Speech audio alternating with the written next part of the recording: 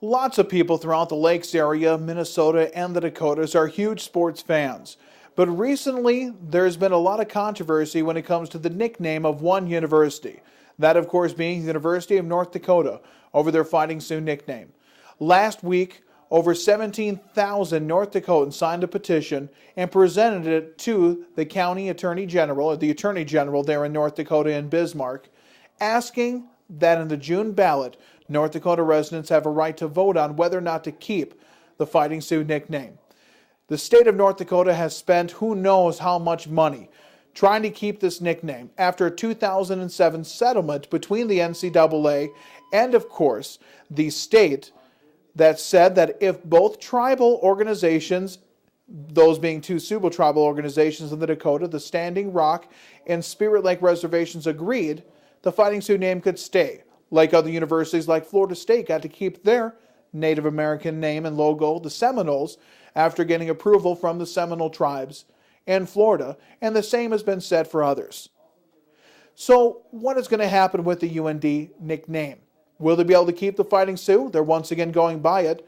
In 2011, there was a law passed in North Dakota that said the university had to keep the name, despite whatever sanctions could come from the NCAA.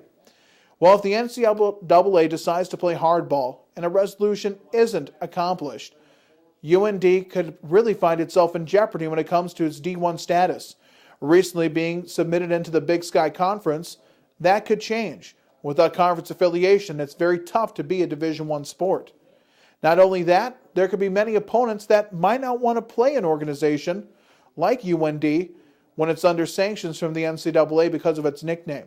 Other universities got caught up in the same issue when it arose in the early 2000s and even in the late 90s. The one-time named St. John's Red Men have now been renamed the St. John's Red Storm. So it has happened in other places. But where is it in the Constitution that says you have a right to never be offended? I'm part Scandinavian, in fact half Norwegian. The name Vikings doesn't offend me, even though the Vikings themselves are not a people. Viking was an activity. You went to go a Viking. Whether you were Viking didn't really matter, or going a Viking, you were still Norwegian, Swedish, Danish, or whatever ethnicity you came from, town or village. But yet the name Vikings doesn't offend me. What about the name Fighting Irish? I happen to be Irish as well. University of Notre Dame has that name, named after drunk Irishmen who get into fights, supposedly. Could be a little offensive, but I don't see too many people smacking their chests over that one. And what about another one? The Boston Celtics, which of course is taken from the ancient Celtic tribes, not even pronounced correctly here in America, that lived in England and the northern part of France and were on the edge of the Roman Empire. But what is going to happen ultimately if things go wrong? What is going to be the worst case scenario? UND could be out on its own. And who really suffers? Who really hurts then? The fans? They'll still have games to watch. No, it's the kids of the university.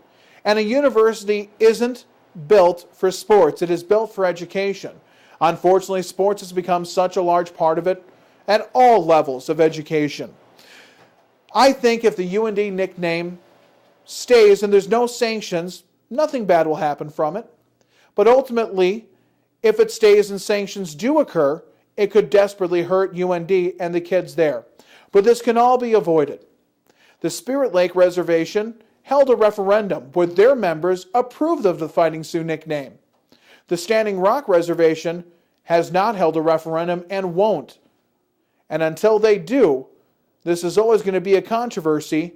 And once these signatures get verified, if there is an election in June and it does get approved, what then?